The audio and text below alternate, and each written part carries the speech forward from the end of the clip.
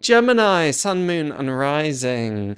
This is your tarot reading, not for the week ahead, but as it's coming towards the end of the year, I thought I'd do something a little different and look at a forecast reading for 2025. So, things to look out for, things to cultivate for your next year. We start with the King of Wands. King of Wands is a very dynamic energy, a visionary, able to look out across to the horizon and cultivates the necessary courage, strength, and ability to do so. Very often, the kind of CEO energy, so talks about entrepreneurship, creativity, the drive in order to make things happen. So, really useful this year to work on your long term plans, work on your long term goals. Might not necessarily, therefore, be a year of, I'm going to say, great abundance. I don't mean that in terms of that it's feeling miserly or tight in any particular way, but just those efforts that you're placing at the moment might not necessarily bear fruit in 2025, but that doesn't mean that therefore it's not going to be a good year at all. I say that because you have both the Fool card and the Magician card here, and they both talk about Fairfax, my dog, is feeling very playful at the moment, which oddly enough links with your reading. But the Fool card, it always makes me laugh because I've literally got the white fluffy dog from the Fool card just there. So he made his presence known at exactly the right time.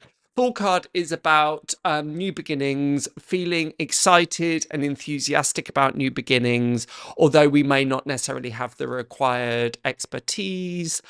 The Magician card represents that you do, that there will be some up-leveling, there'll be some mastery, much in the same way that we saw with Capricorn. So go check out their video if you want to know more on that subject.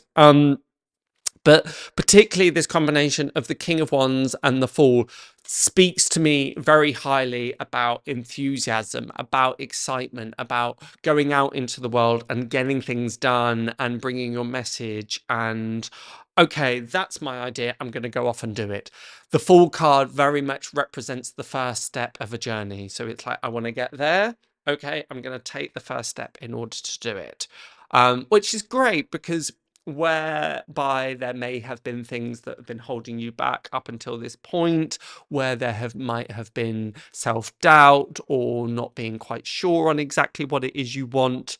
These things coming more and more into sharp relief throughout 2025. Now, this is the point where it gets a little bit tricky, so to speak, because you have the Devil card in between the Fool and the Magician.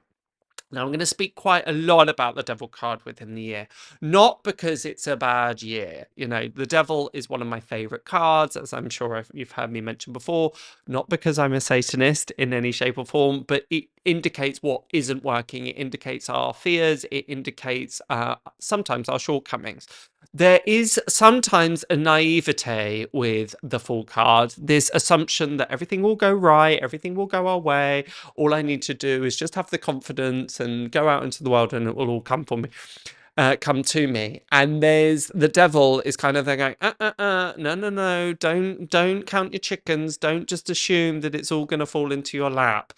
So it's almost as soon as you set out on this new venture, on trying something new, whether it's career, whether it's self-development, whether it's a new relationship, you're likely to experience setbacks. But these setbacks aren't a bad thing. They are for your own good. It's a little bit like going out into the wilderness and saying, I don't need any provisions. I'm sure I'll be fine. I'm sure there'll be Uber or there'll be a hotel somewhere. And then you're stuck in the middle of the jungle and you're realizing, maybe I've made a mistake. Maybe I was a bit foolhardy. Maybe I just assumed that everything would kind of go my way.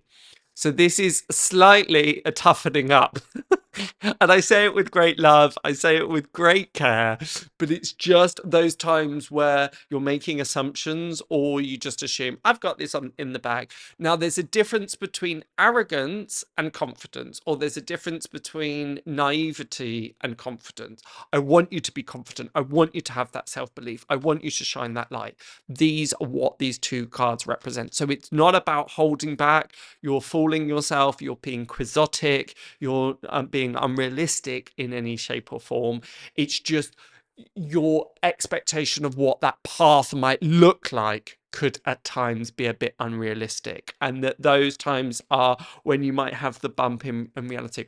I'm sure we've all seen those TV shows where you've got that intrepid explorer, and again, they're wide-eyed and they assume that everybody's going to be nice. Maybe they're from a different timeline, maybe they're from a different universe, and then they spend the beginning of the film actually getting quite a few knockbacks, and then they get a bit disillusioned and think, why is everybody so mean? I came here with a kind of willfulness, an open heart, and open generosity. And it's a great analogy for life, thinking about it. And what often happens is that they realize at the end of the year, the film, maybe at the end of your year as well, the 2025 year, that actually it's a more rounded perspective. It's more of a realistic perspective. So there's a feeling of that coming through.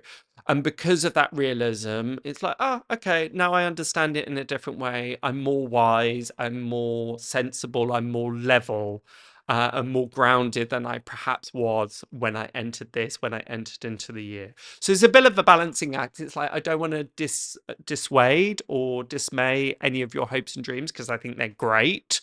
It's just more of, I'm really guilty of this time and time again, of just maybe underestimating how long it will take, or underestimating the effort it might take. Or I've got the idea feels fantastic, but the implementation and the execution of it is where the real hard work begins. And this, I feel, again, given that the Devil card is ruled by Capricorn, is indicating perhaps some of the time, energy, and effort that will be required, and the input that is required to make those dreams a reality.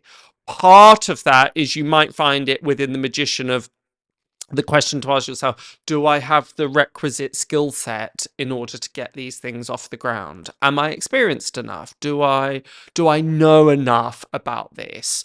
There is again this kind of balancing act sometimes between, sometimes we think, oh, I need to learn and learn and learn and learn and learn before I take that first step, and that's not right either.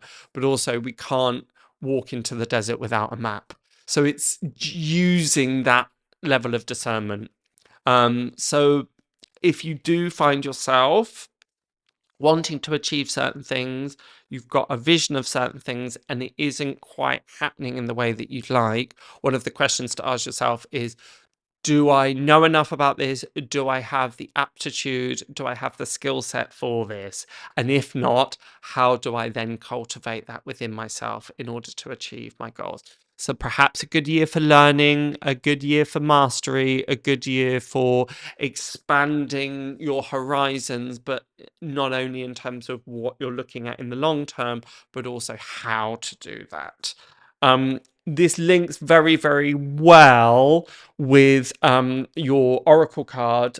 For these 2025 readings, I've been pulling an oracle card as well as the tarot from the Daily Crystal Inspiration deck by Heather Askinosi, and your card is Citrine, Bring in the Light, which is so perfect with these two yellow cards. You've got the yellow crystal, as you can see, and that is to combat the devil. So where in your life you feel kind of worry, a lack of confidence, crisis of confidence, all these setbacks, bring in the light. As we well know, the devil is Lucifer, whose name literally translates as the light bringer.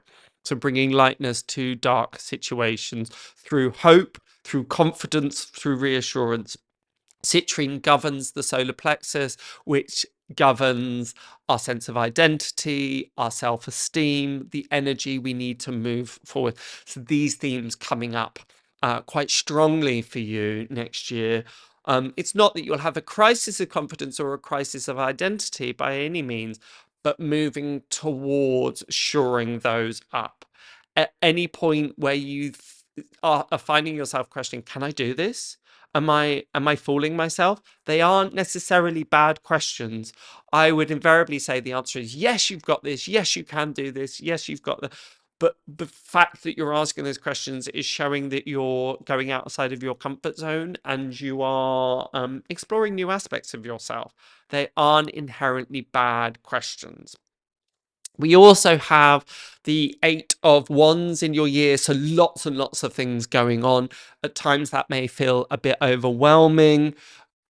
Are there times where you're thinking, oh, I've got this in the bag, this will be simple, this will be easy? Are you making assumptions? The Fool card, he's got his head in the clouds and the dog is jumping up, almost warning him that he's about to go off a cliff. So ensure that your confidence, as expressed with the citrine crystal, isn't tipping over into self-assuredness that is just, oh, I don't need to worry about, oh, I don't need to plan, oh, this is fine. Again, this Eight of Wands may very well come in thick and fast, may kind of trip you up, may keep you on your toes. It's not necessarily a frantic energy, but there is a lot going on. It is the Lord of Swiftness. I believe it's either Mercury or Mars in Sagittarius. Very, very dynamic, quick moving, fast moving energies here. You'll have a lot going on, and where you may initially assume that there is simplicity, that this is going to be uncomplicated, suddenly may layers start to be added bit by bit by bit. I'm going to repeat myself just one last time. Don't let that throw you off course. It doesn't mean you're not meant to be doing it. Sometimes we assume that when things are in flow, that's what we're meant to be doing. And that's true up to a point. But there are also times that we have to kind of push through, that there are complications, there are challenges, things do stack up against us. And our determination, our vision, our forthright, our courage will get us through to our destination. Again, please, please, please don't take this as a symbol or a sign. You shouldn't try new things. You shouldn't try and broaden your horizons. You shouldn't try stepping out of your comfort zone. Quite the contrary. But it's just because we assume that that path is going to be clear and unfettered and without challenge. That's where some of the complications lie for you. Ultimately, a great year, and particularly that combination of the Fool card and the Magician card indicates, well, we've got the idea, we've got this inspiration, this strike of inspiration, and therefore we will have the ingenuity, the skill sets, and the aptitude to get that into reality.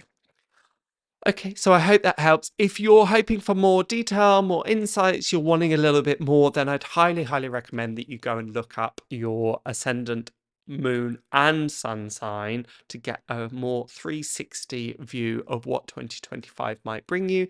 But until next week, if I don't speak to you before, have a wonderful, wonderful, wonderful end of the year, and I shall see you very soon.